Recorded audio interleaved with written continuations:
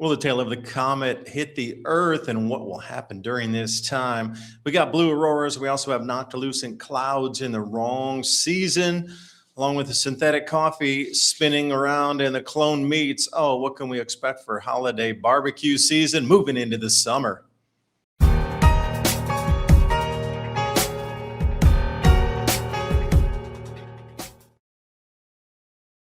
Taking a look at Comet Pan-STARRS, the tail.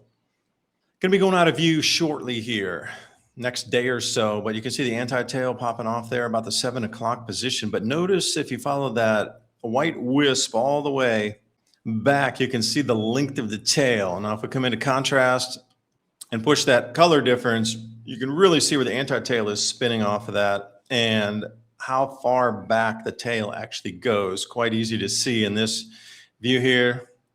Stefan Burns putting this one out for us. Stereo ahead, and you can see how far the tail is. If you're looking at that black line that runs through the word stereo, you'll see our planet Earth is right in the middle of that black line there. But if you were to follow how far back that comet goes, the tail way past our orbit, something about probably the distance between Venus and ourselves is how far past that tail goes. Now it's going to brush the planet, but what effect will it have? And we have good indications from the Chinese and Japanese records that anytime a tail brushes the planet, one of three things usually happen. First one, we get more space debris. That's a no-brainer. Secondly, some kind of plague. And thirdly, some kind of fires. Plasma fires occur. This was possible for the Great Chicago Fire. A lot of people say it was a horse that kicked a lantern, but also during that time, a tail had brushed the planet, and we apparently had some sort of plasma fires in the Great Lakes area. So Chicago's not the only place that burned. There were multiple fires around there. I encourage you to look in history to see what it is. The Chinese comets are bad omen anyway. And when you have a planetary interjection with a tail, that is something that is always for the record books. Some sort of disruption in society comes when the tail brushes the planet. And again, the plague is one of the big things that they talk about. Blue auroras for you. It's the end of the season. Throwing the color display for us. It's all about the angularity of the sun right in the springtime as it's coming back, as it does on its yearly journey of longer days and shorter days. This is why we're getting only occurs at spring. So this window of visibility, if you're not in the Arctic right now, you need to wait a whole year to see it again. They say it's atmospheric illumination and darkness balance phenomena. Like there's a black screen behind you, and with the light coming through, it illuminates the blue and you can see it better. So it's normal to have these blue aurora in the springtime. What's not normal is having noctilucent clouds. Spaceweather.com, unnatural noctilucent clouds. April is not the season or the correct time for these. Should be another 4 months out before they start to be seen. So what's causing this extra ice crystal bounce up in the mesosphere and super high up into the atmosphere? Hunga Tonga water vapor crystals up there still, ice crystal clouds? I am not sure. Rocket launches, how many above the normal rocket launches are there comparatively to what there were even 15 years ago or 10 years ago? All this is adding in to extra particulates that now can form these clouds in the very high atmosphere. Speaking of things blue, James Webb Telescope taking a look at something that looks very similar to our Milky Way galaxy, but it's not.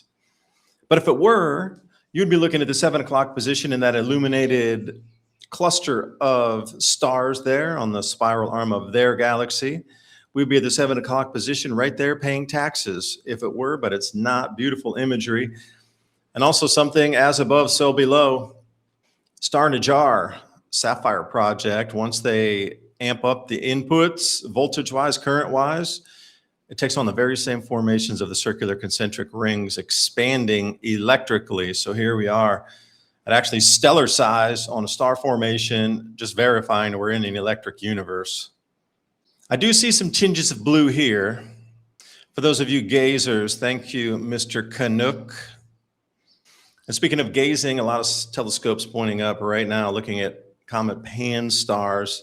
This image capture here is of the X flares that came off a couple days back.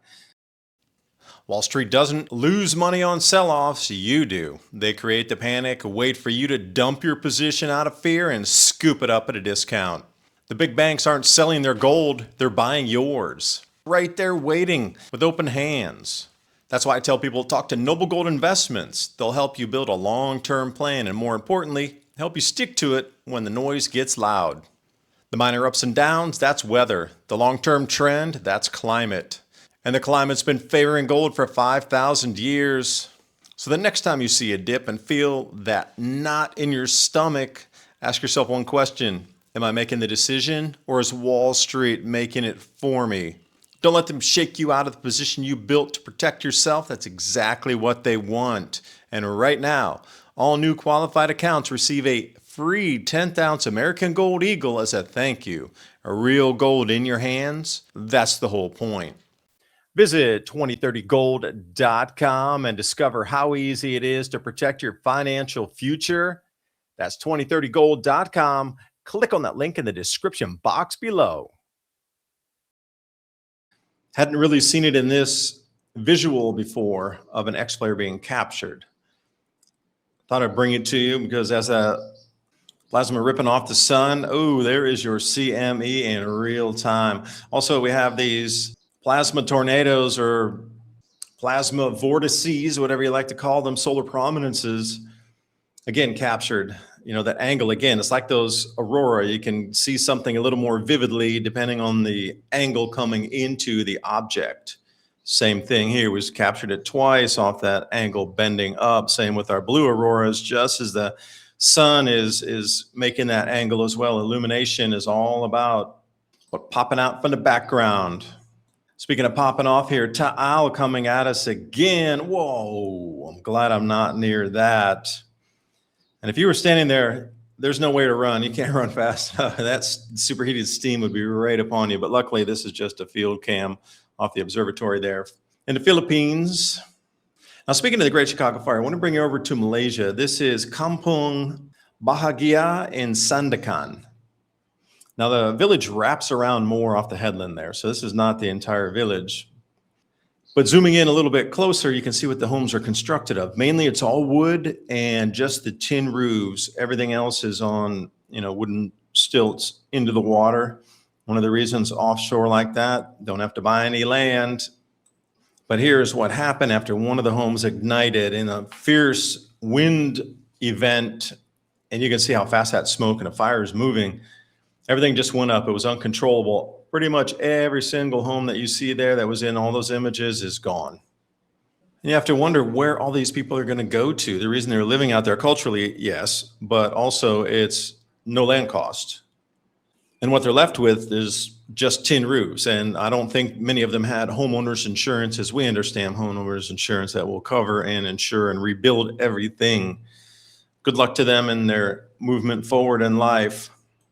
The next movement in our lives brought to you by Synthetic Coffee. Now, they regurgitate this thing about every 2 years to see if it'll actually get some traction. This is the third time I've seen it, so I'm going to bring it to your attention again. Synthetic Coffee, reducing deforestation and protecting resources is the guise that they want you to consume this beverage. And I would say, don't talk to me about anything emissions or saving the planet. You got oil spills from drone strikes into refineries. You got an incredible amount of oil spills across the Middle East, wafting into all of our different waterways and bodies. Destruction, emissions, are uncalculable with all of the stratotankers and all these flights going on and, carrier fleet groups moving. It's not the carriers that are nuclear powered, but all their support ships that are going. It's just really ridiculous that you could even with a straight face even talk about environmentalism or emissions or any of this thing right now. Impossible. You got a world war going on and you're still going to try to jam this down people's throats. I'm not playing the game, and I'm just saying everybody else don't play the game either. When the war stops, maybe then we're going to talk about cleanup, but all those emissions, they're up in the air. Is anybody going to point the finger at the military? Nope, they never do. It's all you and your CO2. Hey, I just did a Dr. Seuss rhyme. Holidays are just around the corner. Health Canada to allow cloned meat sales with no labeling, leaving customers in the dark. Wonder what the sales would be if you actually labeled that, such as, oh yeah, Impossible Meat gave us a indication, so you'll never see labeling on this again. Dear Canadians, cloned meat entered Canada's food supply without any labeling or safety warning. Again, it comes back like your marketing effort, like really cloned animal, you stamp it right on the front. You're like, made in America, cloned animal. I don't think the sales are going to be that high, and they saw that again and again, trying to push the Impossible Meats and things, and it just didn't fly. So, fool me once, okay, they thought the populace could just buy it because it's good for the planet. Well, okay, well, the World War, is that good for the planet too? I don't know. But now they want us to eat cloned meats. They're never going to tell you this is going to be slipped in, because I know these elite in the top are not eating cloned meats while those on the bottom are struggling to get rice to eat for the day. Wonder if we flip the script, have all those people at the dinner table go fight for rice and the kids can go eat proper foods. What do you think? Yeah, me too. That'd be a great idea. Speaking of foods, got the Onion Purchase Act. Never heard of this. When I was doing some research here, in 1955, two traders purchased 98% of Chicago's onion supply. Then crashed prices while shorting onion futures, resulting in market chaos, leading to the 1958 Onion Futures Act, making onion futures trading illegal in America ever since. Gee, the Hunt brothers did the same thing. They cornered the market. I guess anytime normal people have an idea to try to get ahead and flip one over on, well, the traditional markets, you're not allowed to have that. This is a controlled system. We're in a farmed system. Each country has its own farming technique called government. You got the communists, that's a different type. You got socialists, that's a different type. That's a different farming technique. Constitutional republic, democracy, those are different farming techniques. We're on a farm called Earth. And somehow the cattle had learned how to outsmart the farmer. Not going to happen. But you're going to have to yourself be cleverer than most cats moving forward, because it looks like June is going to be when these price rises come in. All information so far that I've seen the last couple of weeks is pointing to this inflation wave hitting somewhere around mid-June. And it's going to come in like a tidal wave. It's just going to all hit everything at once. Initially, it's going to be a 20% rise in everything you buy across everything. Then second phase is going to be the plastics disruption for food packing. And that'll drive food prices higher. Specific things are going to get hit more, I say, aggressively with inflation. So think about food and how you're going to protect yourself with foods, because even the simplest things, if you, let's say, you buy crackers in a paper box. Well, once you open that paper box, what are your crackers packed in? Well, they're packed in some sort of plastic. Everything's packed in plastic before it goes into the box. So this is going to be the disruption. You're going to have to start to think about maybe buying in bulk or something like that. Change of the food habits, food preparations. So wish you the best in that. And also at the same time, it is planting season in every single grow zone in the U.S. TrueLeafMarket.com, heirloom organic seeds for any grow zone on the planet. Think about the peace of mind if you can grow your own and be off centralized systems, so some of these price shocks won't hit you as heavily or as affect you as much. That link's in the description box below, along with tonight's videos. Please support my sponsors down there. Every purchase you make helps keep this channel on air, because I want you to have the information. And please share this link. Grab the link, copy, paste it elsewhere across social media, because we need everybody in this conversation to try to figure out more solutions as we're moving through some of these, well, tumultuous periods. It seems like June is going to be another one of those. I'll see you next time. Bye for now.